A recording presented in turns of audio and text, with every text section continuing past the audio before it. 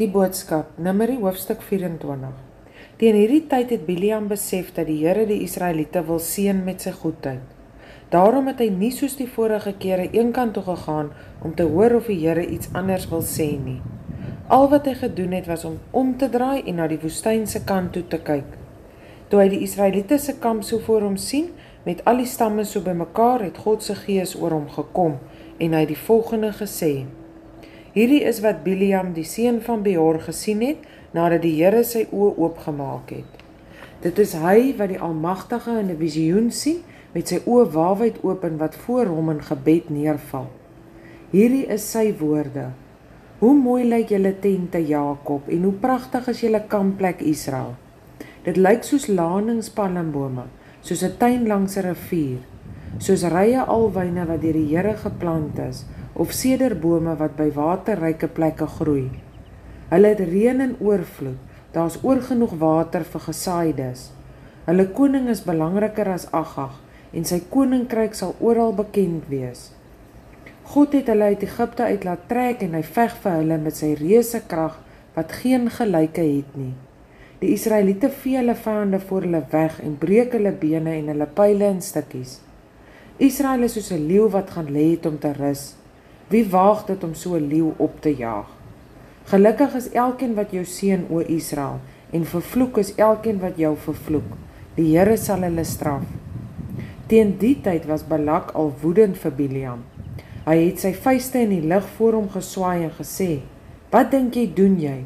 Ek het jou laat kom om my vyande te vervloek, maar jy het hulle nou al 3 keer na mekaar geseën. Maak dat jy hier wegkom. Gaan terug na jou huis toe. Ek was van plan om jou goed te betaal, maar die Here het gesorg dat jy niks kry nie. Toe sê Biliam vir Balak: Onthou jy nie wat ek vir jou laat weet het nie? Ek het gesê, selfs al sou Balak vir my sy paleis vol silwer en goud gee, kan ek nog steeds net doen wat die Here my God my toelaat. Niks anders as dit nie.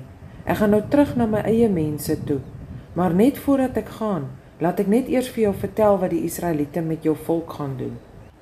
Biliam se 4de uitspraak die keer oor Balak en sy volk.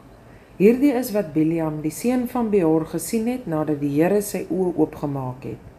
Dit is hy wat die Almagtige in 'n visioen sien, met sy oë waawyd oop en wat voor hom in gebed neerval. Ek sien die toekoms en ek sien die volk Israel. Daar sal 'n koning uit hierdie volk gebore word en hy sal soos 'n ster wees wat helder skyn. Hy sal Moab se leiers verslaan en Set se mense vernietig. Hy sal Edom verower en Seir, wat nog altyd sy vyand was, se gebied inneem.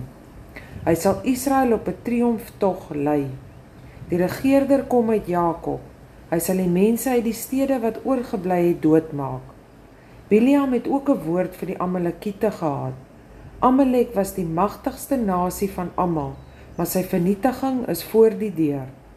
Vir die Keniete het Biliam gesê: Julle bly op 'n baie veilige plek, soos 'n voël wat op 'n rots nes gemaak het. Maar Kain se nageslag sal verdwyn wanneer die Assiriërs hulle as gevangenes wegvoer.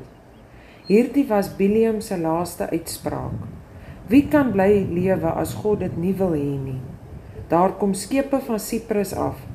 Hulle sal vir Assirië en Heber aanval, maar hulle sal self ook vernietig word. Toe is Biliam huis toe en Balak het sy eie koers ingeslaan.